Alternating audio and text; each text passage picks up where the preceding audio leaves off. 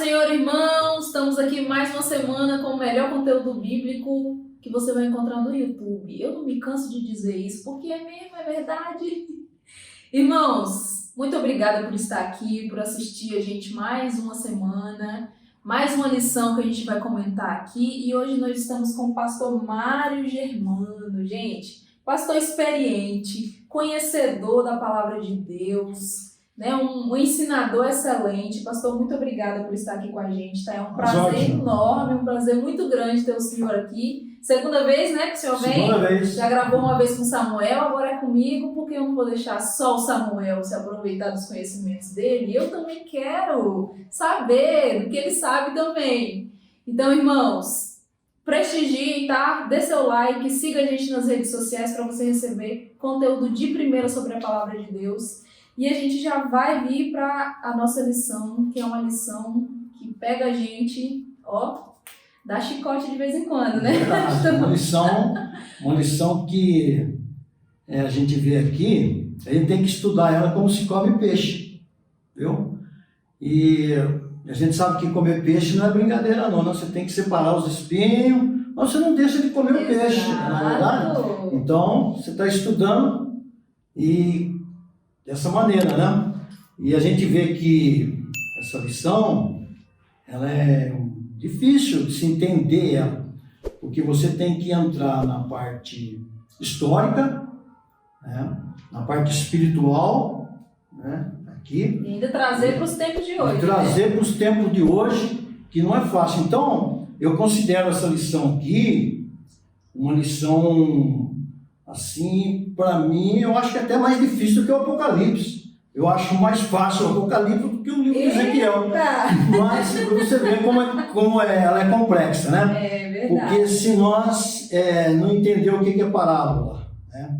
Nós não entender o que é visão, né? E essas coisas, tudo que tem aqui no livro de Ezequiel, não entendeu o livro. Não vai entender o livro, né? Não vai entender o livro. Então, muitas pessoas interpretam isso aqui, esse contexto, de uma maneira anacrônica.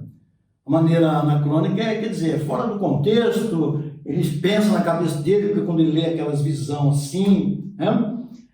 Mas nós temos que se prender um pouco no literal, no alegórico, no figurativo, né? Nas parábolas, nas visões, sabendo do que é essas coisas ali dentro do livro. Porque se você fizer isso dentro do livro ali, vai abrir um leque para a sua mente e você vai entender aquilo que o livro de Ezequiel está dizendo. Por isso que eu disse, né? A gente tem que ler como se come peixe. Né? O negócio é complexo. A gente vai tentar detalhar aqui o máximo que a gente conseguir, porque é conteúdo pesado mesmo. Porque uns, sabe, interpreta isso aí, como diz a linguagem popular nossa aí, na ponta no pé da letra, né? No pé da letra. Mas tem outros que interpretam na ponta do pé, daí fica ruim, né? Fica ruim isso aí, não pode. Não vai nem lá e nem cá, né? Então a gente vai procurar aqui dentro do texto aqui, né? Procurar explicar um pouco isso aqui, que não temos tempo aqui, né? Inclusive, a gente tem que ver o horário. Mas vai dar tempo, a gente vai sair entendendo. Sim. A gente vai falar hoje sobre a lição 4. A lição 4, o título dela é Quando se vai a glória de Deus? É um momento trágico para o povo de Israel, né? Que a glória de Deus se foi do templo. E a gente vai entender por que isso aconteceu. Eu já vou pedir, pastor, para o senhor dar o contexto, né, dessa lição, o contexto, né, de Ezequiel para a gente conseguir entender o que a gente vai falar depois, por favor. Sim. Para iniciar aqui, eu até coloquei aqui que nós precisamos responder 3 perguntas para nós, para que a gente entenda essa lição aqui. Então, em primeiro lugar, aqui, antes de eu falar aqui, a gente tem a lição na mão aqui, né? Mas a gente tem que saber onde, quando e por quê. Quando nós respondemos essas 3 perguntas para nós passamos a entender melhor o livro de Ezequiel. Porque, do contrário, alguém vai falar coisas que não é. Como eu já vi gente falando aí, né? Então precisa entrar dentro desses 3 grupos aqui. Onde, quando e por quê? Então a gente vai ver aqui que para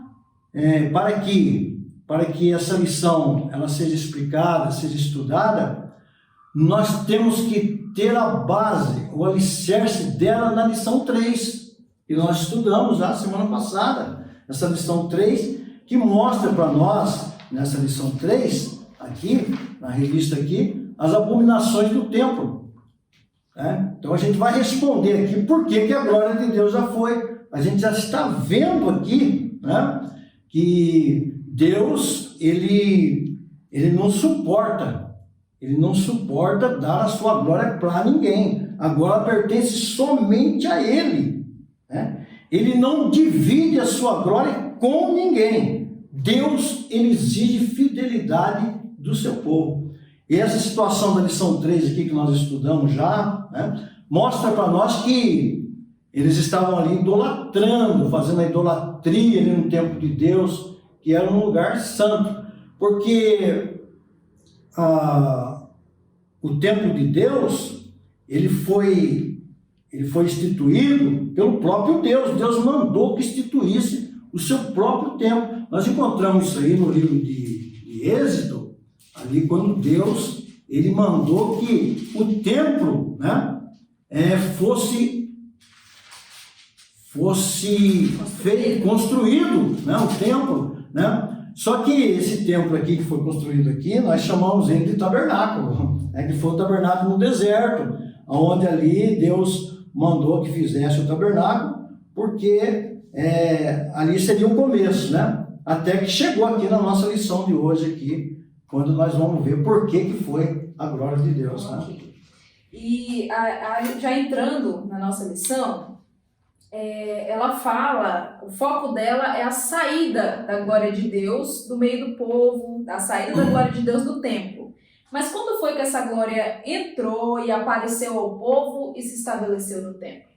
Então, nós temos aqui no livro de Êxodo 16, livro de Êxodo 16, no versículo de número 2, a glória, ela em primeiro lugar aqui, né, ela veio para o povo de Deus, né, quando diz aqui a palavra do Senhor, né, quando Deus mandou o maná para o povo que saiu lá do Egito.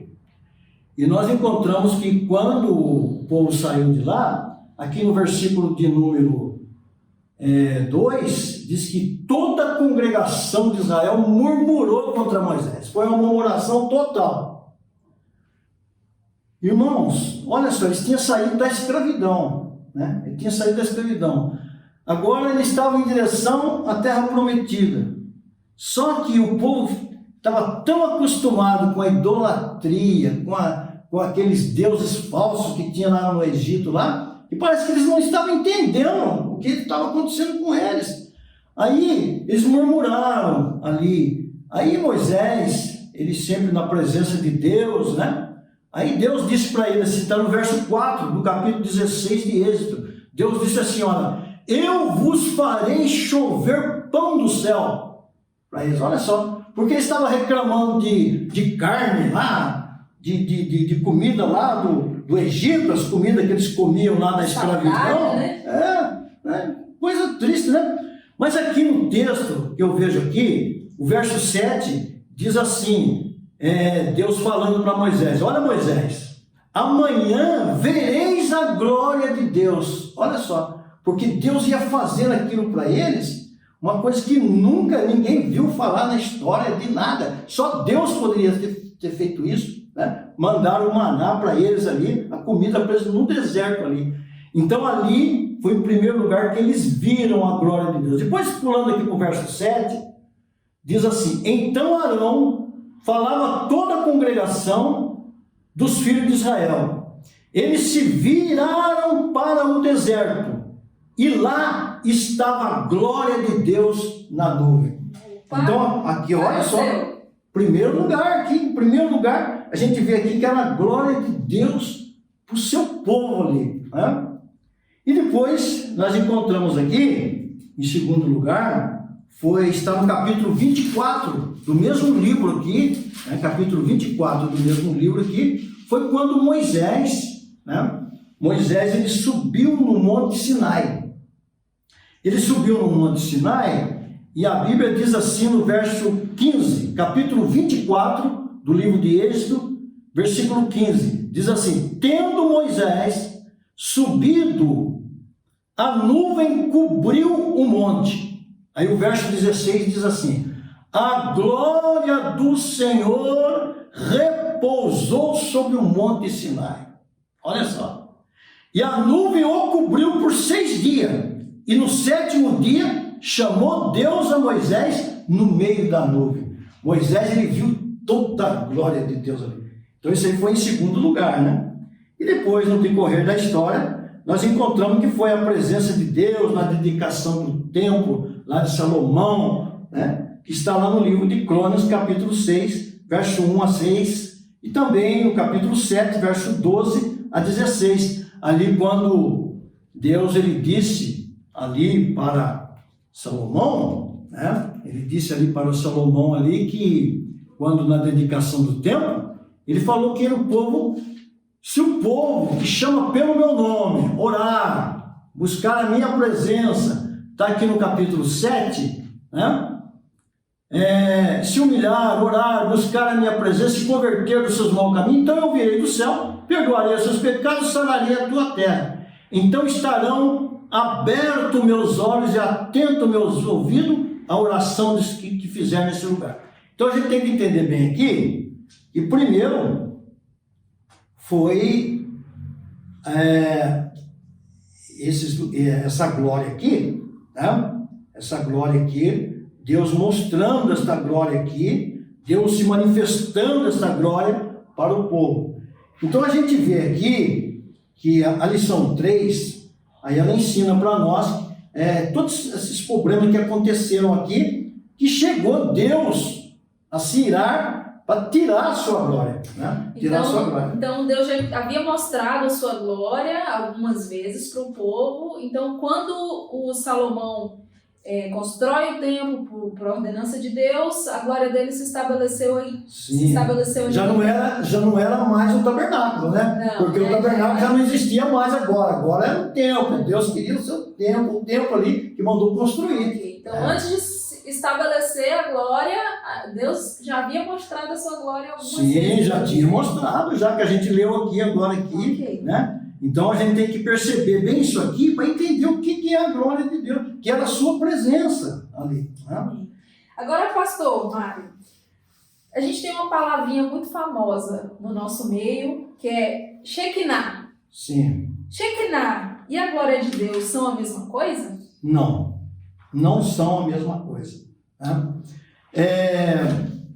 Segundo alguns dos meus professores, né? Eles me ensinaram para mim, eu não sou perito em hebraico, a gente conhece um pouquinho de coisa assim que a gente lê, né? E vê os professores nos ensinar, professores renomados, né? Homens que estudam o hebraico, o grego. Então eles mostram para nós que essa palavra Shekinah, ela é uma palavra que nós falamos ela é errada. Ela não se lê Shekinah, se lê Sherinah, né? Dentro do hebraico. Mas nós falamos Shekinah, né? Nós falamos tantas palavras erradas dentro do português, né? E todos gostam de falar mais a palavra Shekinah. Parece que fica mais bonito, né? Fica mais bonito. Mas essa palavra na Bíblia aqui, nós encontramos que ela não está na Bíblia. A palavra Shekinah você não vai encontrar em nenhum livro da Bíblia. A única coisa que você vai encontrar é isso que nós lemos aqui, a glória de Deus. Ela significa a glória de Deus. Mas a palavra Shekinah você não encontra. Então, no trato dos argumentos que nós temos, né, na doutrina bíblica, os ensinos bíblicos para nós, né, nós encontramos que ela não está na Bíblia. Mas, entretanto, ela não choca os ensinamentos bíblicos, entendeu? Então ela é usada, mas ela não choca com os ensinamentos bíblicos. E segunda lição aqui, que nós temos lido aqui, o nosso irmão ele colocou aqui que a palavra Shekinah, né, que não é Shekinah, que é Sherinah, né, nós vemos aqui que ela veio do hebraico talmúdico, né, que significa morada. Ela é usada pelos judeus, né, como morada, né. Ainda o irmão escreveu aqui que diz que o Talmud é uma antiga literatura religiosa dos judeus identificada nos evangelhos como tradição dos anciãos, que quer dizer os mais velhos. Então, era o Talmud, né, era a morada de Deus, que significa, eles mostravam que era a morada de Deus, e era a presença de Deus, às vezes referindo ao próprio Deus. E o Talmud é essa antiga literatura religiosa dos judeus. Isso que nós temos que entender. E lá tem Shekinah, então. Sim, lá tem, mas não na Bíblia. Agora, só que não choca com a Bíblia, né? Por que não choca? Até eu escrevi aqui. Porque dentro da doutrina bíblica, ela é um argumento extra-bíblico. Porque na Bíblia, nós temos 3 coisas importantes que a gente tem que entender. A gente tem que entender o que é o argumento bíblico, o que é o argumento extra-bíblico e o que é o argumento antibíblico, né? Então a gente vê que, por exemplo, o argumento antibíblico choca com a Bíblia. Não tem nada a ver com Bíblia, não tem nada a ver com a palavra de Deus. Por isso que eu disse aqui que tem alguém, né, que interpreta no pé da letra e outro na ponta do pé, né? Então por quê? Porque choca, porque é antibíblico, né? Agora nós temos aqui, por exemplo, a Shekinah aqui, que ela é um argumento extra-bíblico. Não chega a chocar. Não choca. O antibíblico choca. Não choca, porque ela está aqui no hebraico talmúdico. É isso que a gente tem que entender aqui do que o professor colocou aqui. Então é mais uma palavra da tradição judaica do que uma palavra, né, bíblica que a gente encontra aqui, né? A gente tem o seu significado aqui, mas não tem ela aqui. Só que aí a gente acaba se apropriando dela porque significa algo que está na Bíblia, né? Só que não choca com a Bíblia. Ela é um extra bíblico, mas ela está lá no hebraico talmúdico, né? Talmúdico. E a gente vê que dentro disso aí, da Shekinah aqui, né, nós temos aqui que ela mostra para nós aqui, né, que essa antiga literatura religiosa, né, ela significa para nós morada em, né, morada em. Que morada que é essa? É a morada em Deus, né, a morada em Deus que nós temos hoje, né? Nós também temos a nossa morada em Deus hoje, né? No caso nosso hoje. Só que voltando aqui para o Antigo Testamento aqui, nós vemos que ela era usada entre os judeus também como presença de Deus, né? Presença de Deus. E ela vem do original Shechem, né? Não sei se eu estou falando correto aqui, mas ela é uma palavra hebraica que é Shechem, que significa vizinho, bem próximo, ao lado, né? Então, quando a gente fala da Sherinah, eu estou dizendo bem próximo, meu vizinho, né? Ao meu lado, né? Então, isso que significa, um sentido disso aqui, né? Que depois a gente vai ver lá no Velho Testamento, né? Vai ver lá no Velho Testamento, que foi quando Deus estabeleceu o tabernáculo lá, ele tinha lá as 12 tribos, né, que ficavam em volta do tabernáculo, né? A tribo de Judá, a tribo de Efraim, a tribo de Dan, a tribo de Ruben, né? E aqui a gente vê que eles moravam, um ao lado direito, outro lado esquerdo, né? Que seria leste, oeste, norte e sul, né? Eles moravam ali em volta. E o tabernáculo significava a presença de Deus ali. E ali eram os seus vizinhos, olha só. Né? Que era a Shekhinah de Deus ali, né? A presença de Deus ali. Eu tinha como meu vizinho, né? A presença de Deus, né? Ao meu lado, próximo de mim, porque eu estava ali ao lado do tabernáculo ali, né? Então é isso que a lição procura ensinar para nós aqui. Inclusive, isso aqui que eu estou mostrando para vocês não tem dentro do texto da lição. Lógico que eu peguei de outros conhecimentos, mas que não foge da lição também, né? Não foge da lição, porque a gente vê que isso aí era a presença de Deus. Agora, o maior problema de tudo isso aí foi o que aconteceu, né? Futuramente, depois de tudo isso aí, né? Vamos chegar lá. Vamos chegar lá. No livro de Ezequiel, eu vou ler aqui a versão a NVI, Ezequiel 11, versículo 12, diz assim: E vocês saberão que eu sou o Senhor, pois vocês não agiram segundo os meus decretos, nem obedeceram às minhas leis, mas se conformaram aos padrões das nações ao seu redor. Esse versículo aqui, ele explica o motivo da saída de Deus do templo? Sim, porque o que acontecia? Lá na onde eles estavam no templo, ali foi o lugar de maior idolatria que existiam ali. Por isso que eu disse da lição 3 aqui. Maior lugar de idolatria. Então, Deus aí reclamou isso aí, né?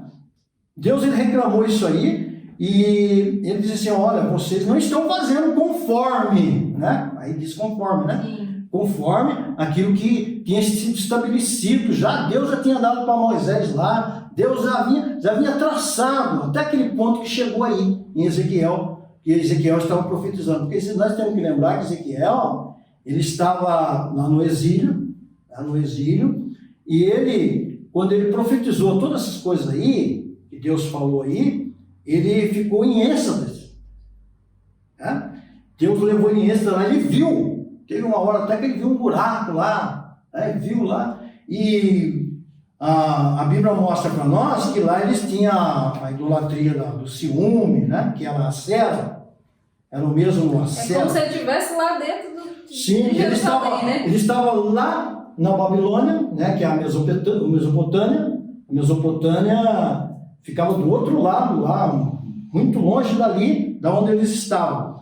E nós encontramos que Deus, né, através de uma êxtase, ali com o profeta, Deus começou a usar o profeta para falar a respeito daquilo que eles estavam fazendo ali. Porque esse lugar ali, eles tinham herdado as idolatrias daquele povo cananeu, e depois Deus destruiu todo aquele povo. Não existe mais.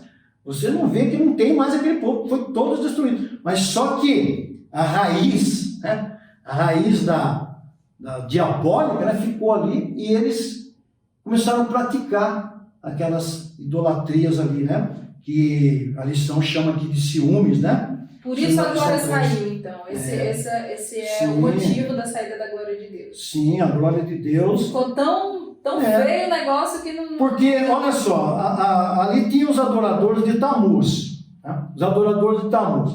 Os adoradores de Tamuz eram uma divindade babilônica. Ele era o deus da vegetação e o deus dos rebanhos, né? E essa crença pagã que eles estavam ali adorando, ali, essa divindade pagã, ficava 6 meses morto, né? E 6 meses ficava vivo. Né? E quando Deus deu a visão para Ezequiel aí, né? Ezequiel viu ali aquelas mulheres chorando lá, que são as famosas carpideiras, né? Que até hoje ainda em algum lugar ainda tem aí. Elas são pagas para chorar nos velórios, né? E tal. Só, irmão, que isso aí eles estavam fazendo ali, não era nesse caso aí que eu estou dizendo aqui agora, mas era fazendo ali uma adoração pagã, e estavam diante dessa divindade chorando por Tamuz. Está ali em Ezequiel, capítulo de número 12, verso 14. Você leu aí o verso? Eu li o 11 e 12. O 11 e 12, né? Capítulo 11, versículo 12. Capítulo 11, versículo 12. Eu já falei aqui do capítulo 12 e o versículo 14. Está ainda no contexto. Dentro do contexto, né? Dentro do contexto aqui, desses adoradores aqui, desses problemas aqui que Deus, ele diz assim, olha, não vou mais ficar no meio de vocês. Né? Quer dizer, eles deixaram de ter o vizinho agora. Deixaram de ter a Sheriná. Deixaram de ter, porque ela é o quê? Vizinho. Vizinho, próximo. Deus agora deixou de estar próximo. Trazendo isso para os nossos dias hoje é muito perigoso, né?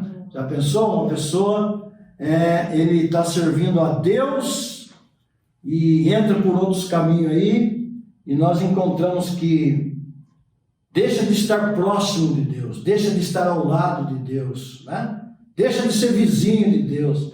Então isso tem acontecido muito, viu, irmão? Uma pena, né? É uma pena. Então a gente vê que aí que vai a glória de Deus também. Muitas pessoas hoje perderam a glória de Deus e não tem mais, né? Eu tenho encontrado pessoas aí que ele está chorando, não tem mais força para servir a Deus, né? Mas por quê? Porque entrou pelo caminho do pecado, deixou o velho homem, né? Porque o velho homem, ele tem que estar crucificado com Cristo, não mais vivo eu. 2:20 do livro de Gálatas, né? Mas a vida que agora eu vivo na fé no Filho de Deus. Eu não posso deixar essa glória de Deus sair da minha vida, né? Ela não pode, porque aqui é um exemplo para nós do que aconteceu lá no Velho Testamento, um exemplo para os nossos dias hoje aqui, né? Nossa. Pode ver e alertar, né? Alertar. Procurar em nossas atitudes, sim, o que se assemelha com o que o povo estava fazendo e deixar de praticar, né? Sim, porque senão a gente acaba perdendo a glória de Deus pelo quê? O que vale a gente perder a glória de Deus? Nada vale. Sim. Viu, irmã? A gente vê aqui na missão também que não foi colocado aqui na missão, a gente vai falar aqui só, mas não foi colocado na missão, porque muita gente conhece esse texto lá de 2 Samuel, né? 2 Samuel, quando ali também saiu a glória de Deus, né? Quando houve aquela guerra entre os filisteus ali, e os filhos de Eli estavam em pecado, e foi quando veio lá um soldado lá, e veio dar o recado para Eli, daquilo que estava acontecendo lá.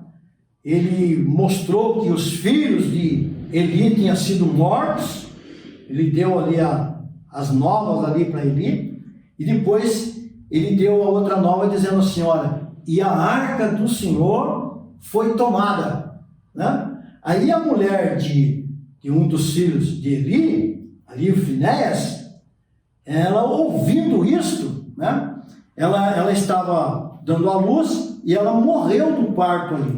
E nós encontramos que também a criança morreu, né? Só que as parteiras deram o nome para a criança, Icabode, né? Que foi-se a glória de Deus, né? Isso aí, eu sei que muita gente conhece esse texto aí também, né? Do Icabode, né? Que é um nome hebraico. A gente deve lembrar sempre o seguinte, o hebreu, ele sempre dava um nome conforme o acontecimento. No momento que acontecia alguma coisa, eles davam um nome para a pessoa. No caso de Moisés e de outros que receberam o nome, né, com o acontecimento. Por exemplo, Moisés, quando a moça tirou ele lá, a princesa tirou ele de lá do rio, né, ela deu o seu nome, vai ser Moisés. Né? Por quê? Porque das águas tirei.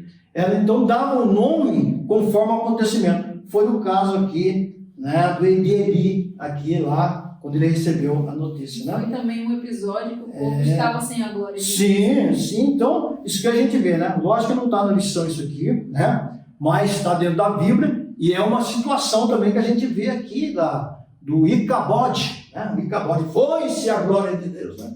E depois nós temos aqui a nossa da lição aqui, que é a Sheriná, né? Sheriná, que é a glória de Deus também, né? E a presença de Deus, né? Aqui foi-se, né?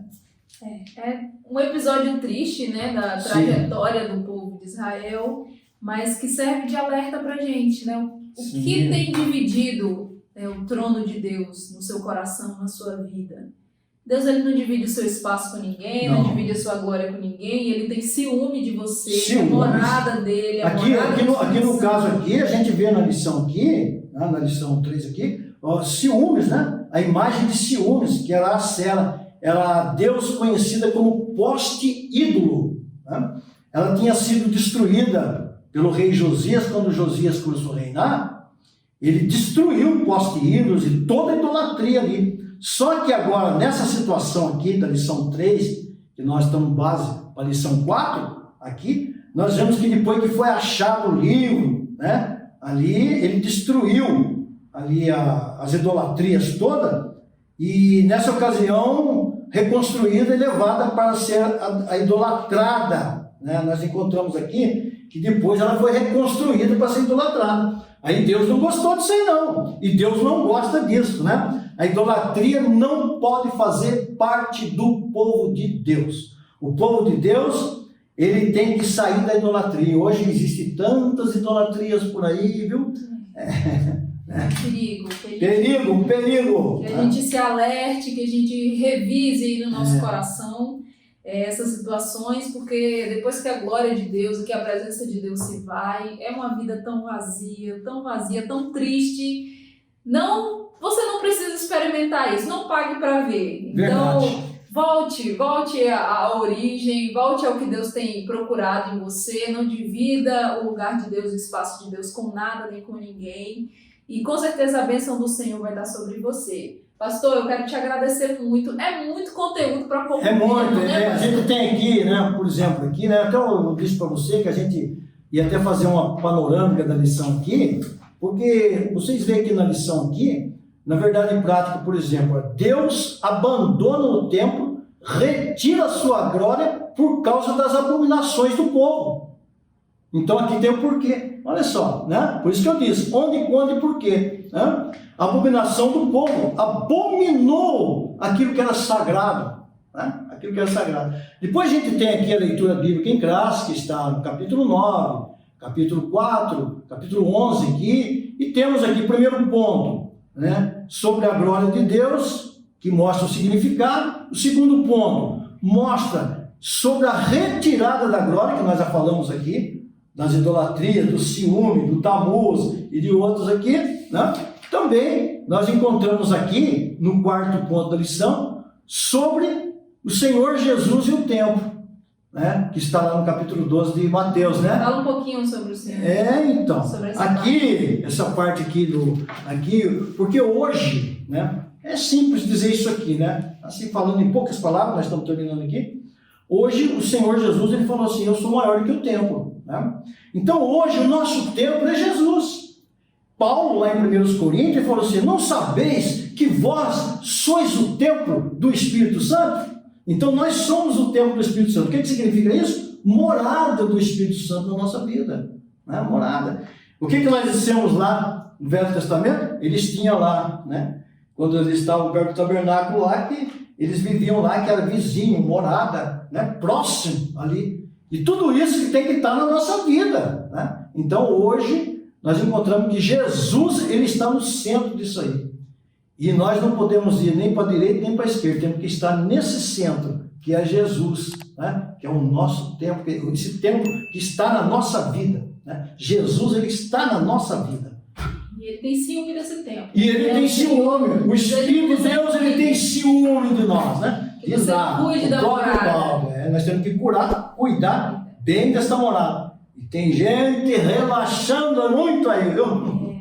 Mas com certeza frequentador de escola bíblica dominical não relaxa não. Não, aprende direitinho, né? Aprende direitinho. Então eu quero te lembrar, meu irmão, que domingo que vem tem aula na escola bíblica dominical da sua igreja. Não falte, é importantíssimo que você acompanhe todas essas lições. Não perca uma para que você não fique desnorteado na próxima, tá? São lições riquíssimas, eu tenho certeza que vai abençoar você, sua vida, sua casa.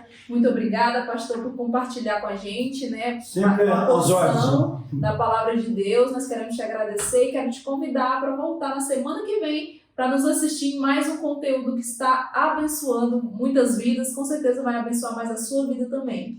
Deus abençoe, fica com Deus. Tchau, tchau. Tchau.